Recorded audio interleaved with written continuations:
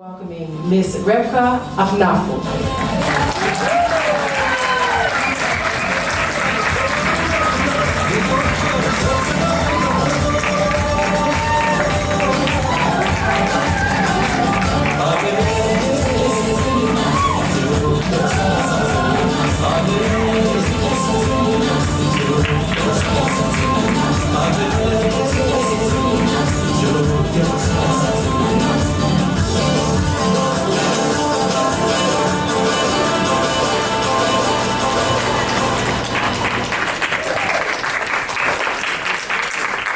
It is a sunny day in Addis Ababa.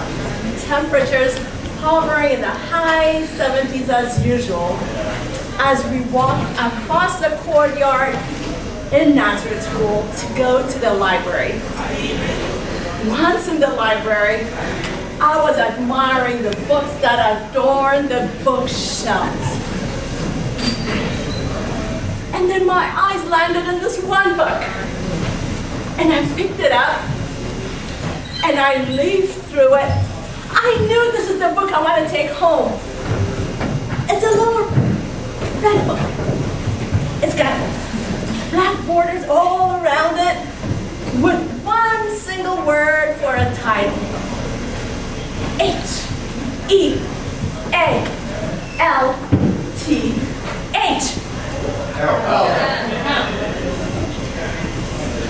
I took that book home, and at night, after I finished my homework, I got comfortable in bed to read this little red book.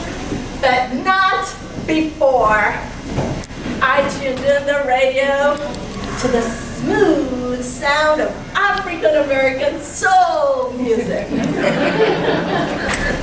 So I got comfortable and read for hours this little red book until my eyes got heavy and heavier, and they were finally shut, closed.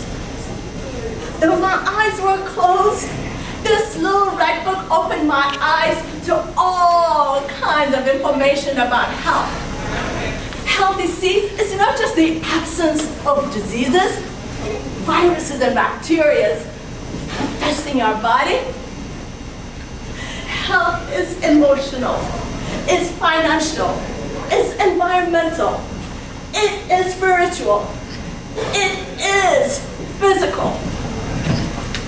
It's the 7 dimensions of health. It is about fairness and equity in health. It is the determinants of health. This little book opened my eyes to everything about me and everything around me. The next day, with this little red book tucked under my arm, I went to the kitchen looking for a snack. I was immediately transfixed in one spot, shocked by what I observed in front of me. It was my little brother, 6 years old, about 6 years younger than me. He was smoking a cigarette. I said, "Inde, what are you doing? Wait till Mom and Dad find out. And who gave you that cigarette anyway?" In between calls at the point. Dad gave me. I immediately stormed to the living room to talk to Dad. "Dad, did you give Ernest a cigarette? And if so, why?" Dad said, "Yes." And I pressed on. "But why? Ernest is right there in the kitchen coughing to death right now." This time, that's my point exactly. Lucky for Dad, his unconventional teaching methods worked for Ernest. He never touched a cigarette from that point on. So, as I go take you through my journey about health, I'm gonna take you to the 1970s. It's 1976 now, and I am 15 years old. The communist revolution has taken hold of the country, and the killing rampage has started, and schools were constantly disrupted. And the dismantling of Emperor Haile Selassie Rastafari's monarchy was being dismantled, dating back to King Solomon and Queen Sheba Makuga's dynasty. It is being permanently taken down, beaten, torn. Everywhere there is war, and trauma. I was then transplanted to the US. We were all warned when we left the country that America has a very serious drug problem. So as we cruised from Dulles Airport to Arlington, at this point I was reunited with my 17-year-old brother who came a couple of years prior to mine. I couldn't believe what I was seeing. Drugs being sold everywhere. And it's daytime, open market. Different names. People's Drug Store. Walgreens.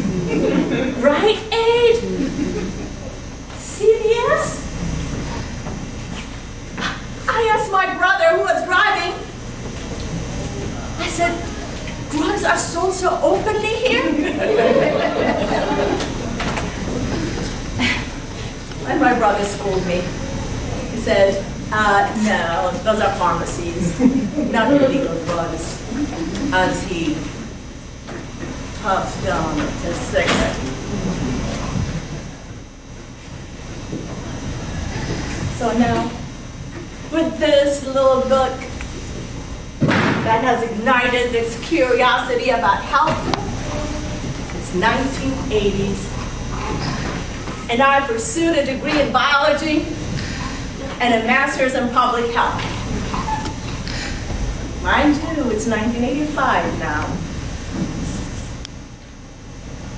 The HIV epidemic has taken over the country.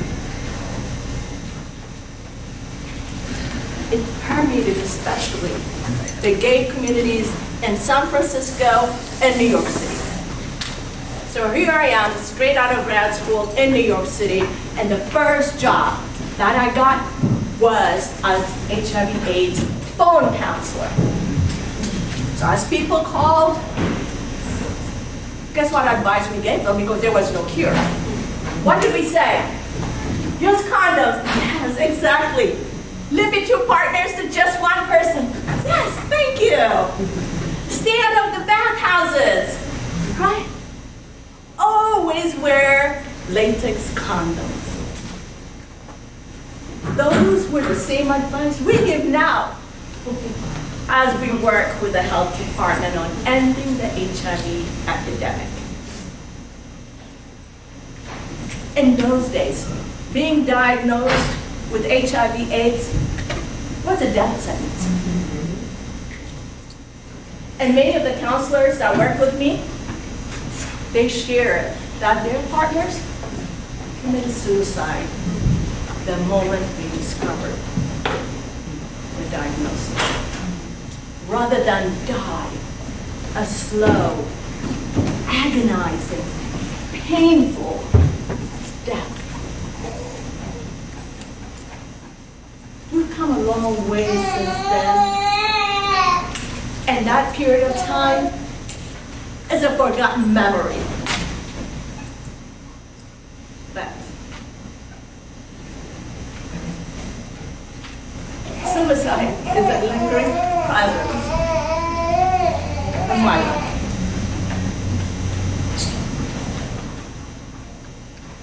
You see, I adjusted to life in the U.S. But my sister, who came in, was a little younger than me when she arrived in the U.S. We were all without our parents, a country we'd never been to stay with a family we've never met, in an outfit in New York where no one knows, where people have hardly seen any black folks. She had difficulty adjusting.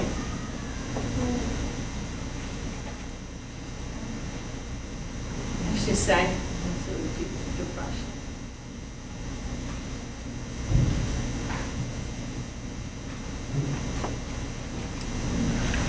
And she tried to commit suicide for the first time at the age of 13. The second time at the age of 15.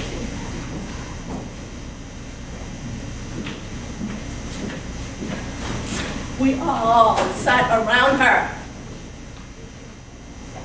and we said, we are the fortunate ones. We are in the United States, all kinds of opportunities all around us.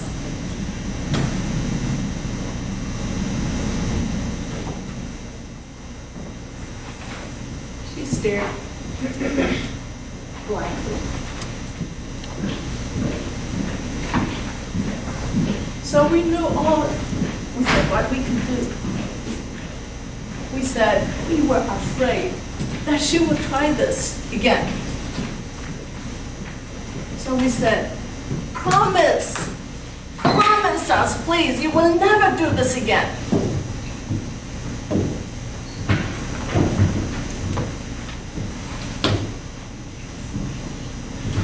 In fact,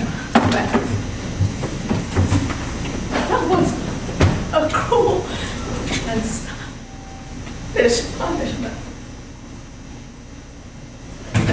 I did not know any better.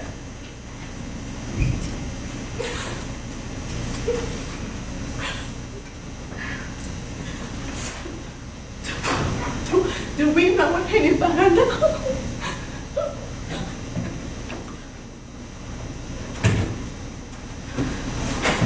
The escalating suicide rate presents irrefutable evidence that we still don't get it about mental health and suicide. But she tried hanging on. She tried all kinds of treatments and different therapists. She even started drinking a lot to dull the pain. She even moved from upstate New York to dreary Rochester to a more metropolitan and diverse Boston, seeking diversity and equity in healthcare.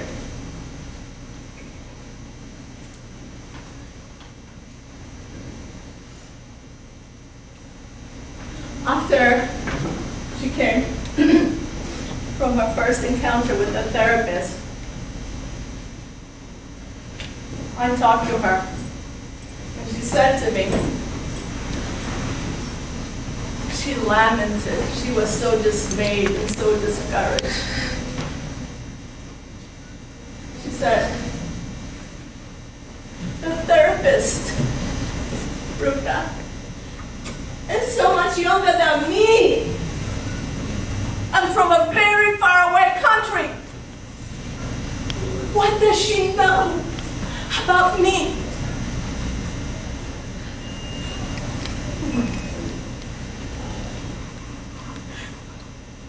my situation, and I've been struggling with for many years. It's serious, long-standing, and complex. Where is the health equity in here?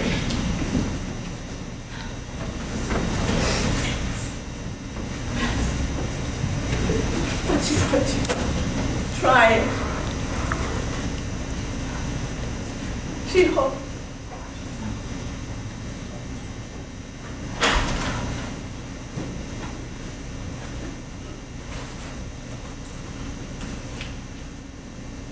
And then the miracle drug, Prozac,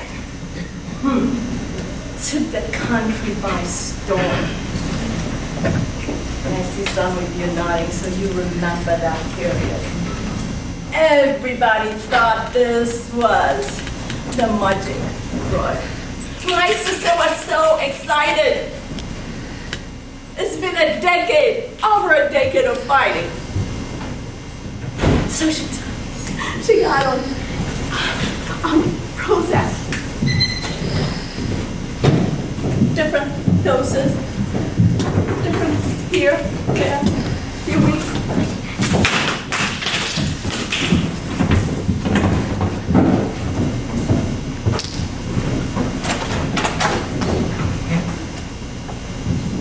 Did not work. That did not work. So my sister, who is an avid reader and avid writer, sat down, wrote a note.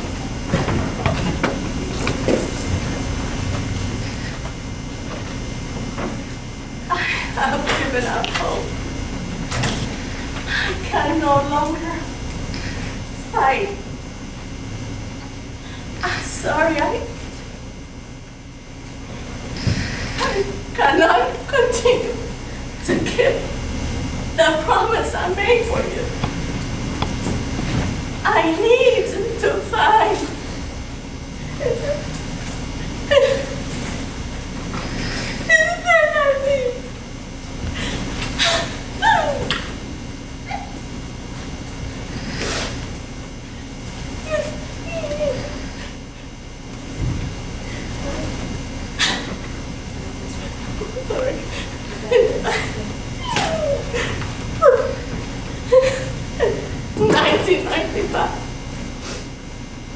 She was gone, my only sister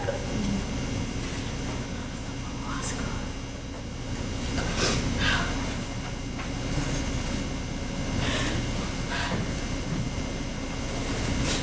I have to get up.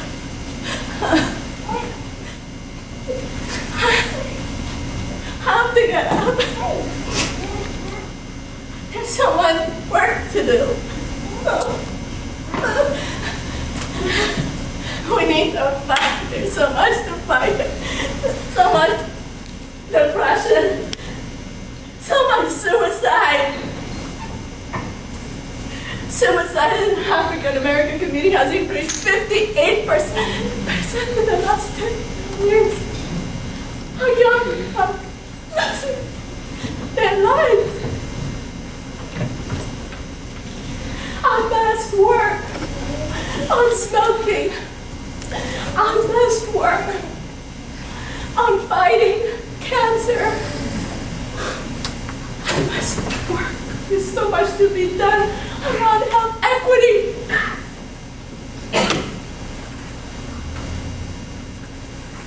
I have to work on increasing cancer screening for our community. And I must fight HIV/AIDS, where medicine renders the virus almost non-existent, with drugs such as PrEP and PEP. We reduce the chance of infection, eliminated to 0% with PrEP, 20% with PEP.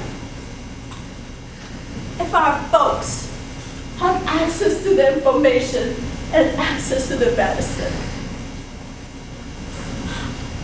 I am happy that I have a whole group of emerging leaders at the Bunting Able Leadership Program at Hopkins, where we organize and work together, learn from each other, empower each other, elevate each other, so that we will not succumb to the sheer weight of the trauma, injustice, racism, equity issues that plague our Baltimore city. We are uplifted by BNLP and our connectedness, because we can't do this alone. We are the change that we need to see. We are making change happen.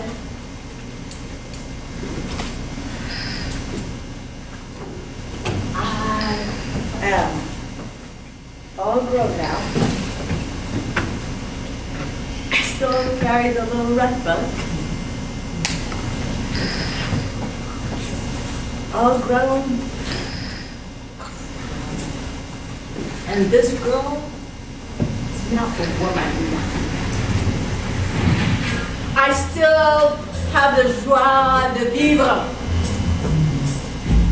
And I fight for change, for fairness, for equity, and continue to hold the light lit by this little red book.